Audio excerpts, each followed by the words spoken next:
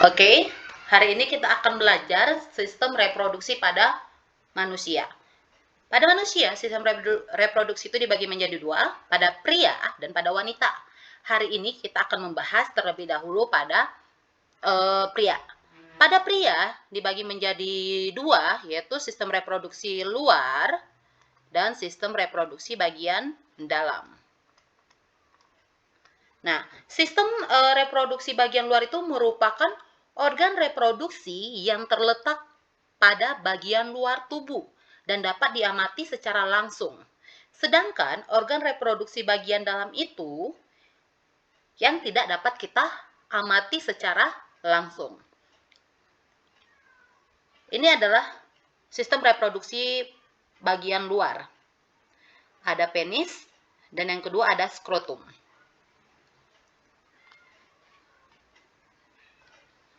Jadi yang pertama itu ada penis,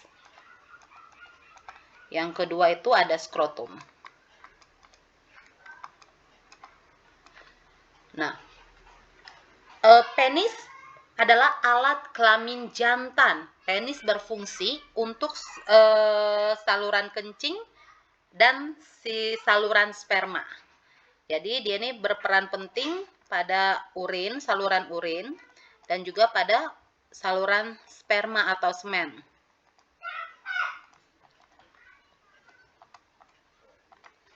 Semen itu apa bedanya sama sperma? Semen itu adalah sperma yang sudah bergabung dengan cairan dari kelenjar reproduksi pria.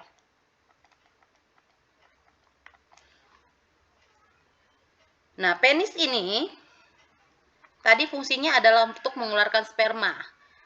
Dia juga memiliki peranan lain, yaitu sebagai alat kopulasi untuk kawin. Jadi dia bertujuan untuk memasukkan sperma ke dalam vagina. Berikutnya skrotum. Skrotum ini adalah lapisan kulit. Bisa kelihatan? Ini adalah skrotum. Kelihatan ya? Nah, skrotum itu merupakan pembungkus penis. Ini bukan penis, testis. Ini adalah pembungkus. Si skrotum ini membutuhkan suhu 3 derajat Celcius lebih rendah dibandingkan suhu normal. Tujuannya itu buat apa? Untuk menjaga spermanya agar tetap hidup atau baik-baik saja.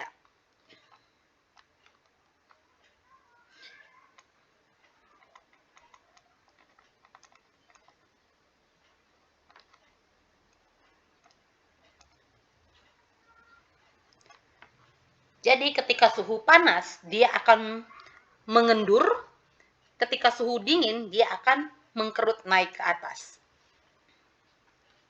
Ini adalah bagian luar. Kita pindah ke bagian dalam.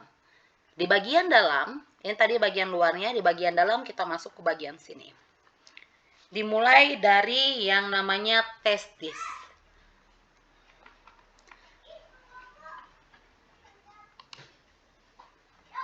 Testis itu dibungkus oleh si skrotum. Testis pada pria ada 2 pasang.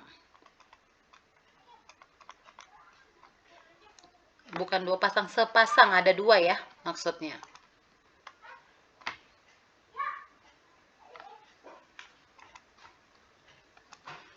Testis pada manusia jumlahnya adalah sepasang. Fungsinya adalah tempat pembentukan spermatozoa dan hormon seksual pada pria.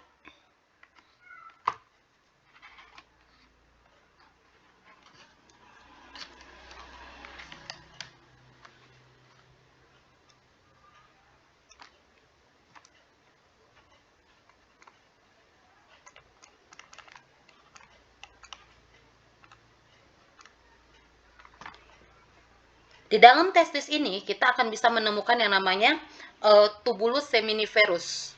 Bentuknya itu tubulus ya, bentuknya itu tubulus di dalam sini. Dia itu akan berkelok-kelok sepanjang di dalam testis.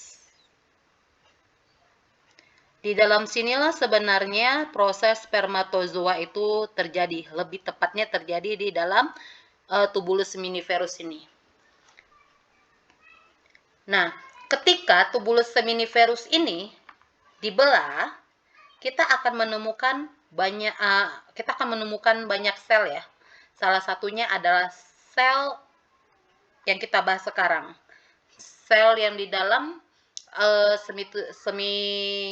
tubulus seminiferus. Ada 2 sel yang terkenal di sini, ada sel Leydig dan sel Sertoli. Sel Leydig ini fungsinya adalah untuk menghasilkan testosteron, fungsi utamanya dia.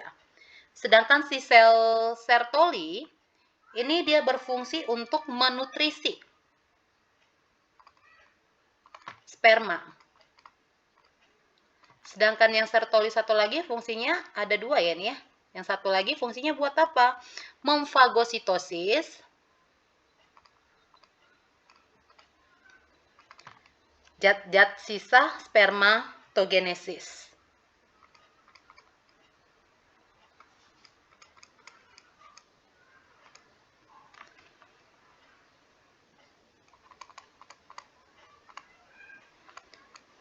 Nah, kita pindah sekarang nih ke saluran-saluran kelamin. Ada 3. Yang pertama itu adalah epididymis. Yang kedua itu ada vas deferens. Yang ketiga itu ada saluran ejakulatory atau erektil. Kita bahas yang pertama, epididymis. Epididymis ini berfungsi untuk tempat penyimpanan sementara sperma dan tempat pematangan sperma.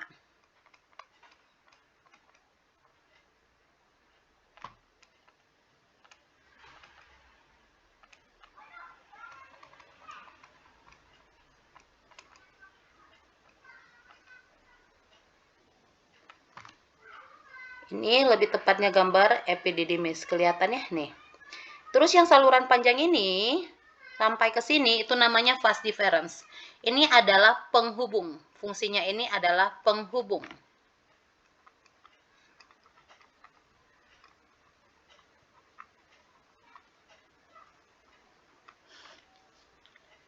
Yang ketiga ada namanya saluran erektil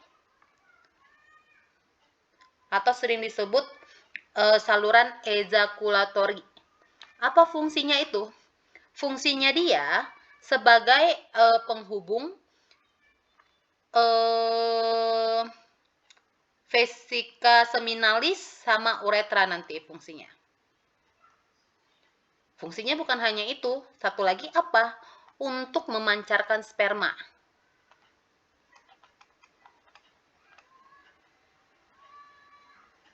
Memancarkan sperma ke vagina.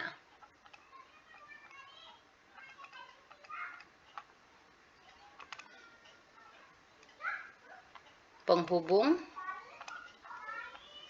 vesika seminalis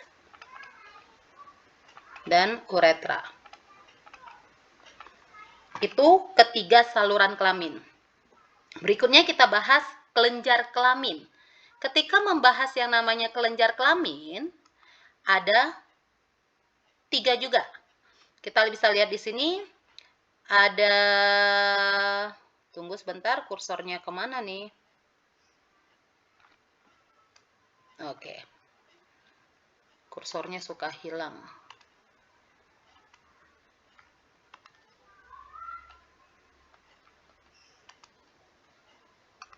Oke, ini ada vesika seminalis, ada kelenjar prostat, dan ada kelenjar bulbouretalis atau kelenjar koper. Kita bahas yang pertama dari kelenjar vesika seminalis ini ya. Fungsinya ini adalah menutrisi sperma.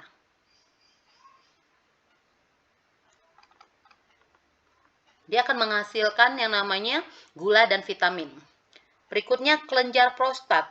Buat orang yang terkena kanker prostat, berarti sel-sel prostatnya ini yang mengalami abnormal. Fungsinya ini adalah menghasilkan cairan alkalis.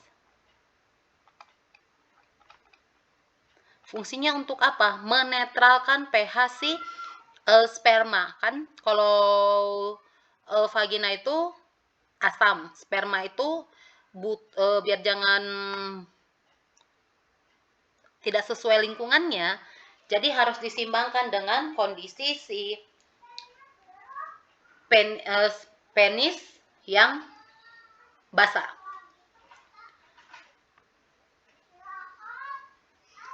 Terakhir ada yang namanya kelenjar Koper atau sering disebut bulboretalis. Fungsinya ini buat apa? Ini adalah sebagai pelicin atau pelumas.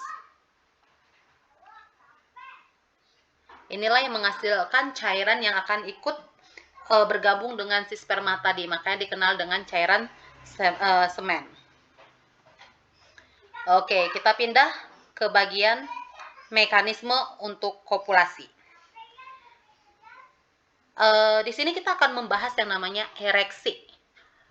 Jadi si penis itu dia itu memiliki jaringan otot, jaringan erektil. Yang warna kuning ini adalah jaringan erektil, yang warna biru ini adalah pembuluh vena, yang merah adalah arteri. Jadi ketika pembuluh darah tadi arterinya terbuka, dia akan diisi oleh darah, makanya kondisinya akan jadi ereksi. Sedangkan ketika dia tidak diisi oleh pembuluh darah, dia akan non ereksi. Biasanya ketika seseorang bergairah karena ada rangsangan, makanya jaringan-jaringan tadi ini akan terisi penuh oleh darah. Demikian pembahasan tentang sistem reproduksi pada pria.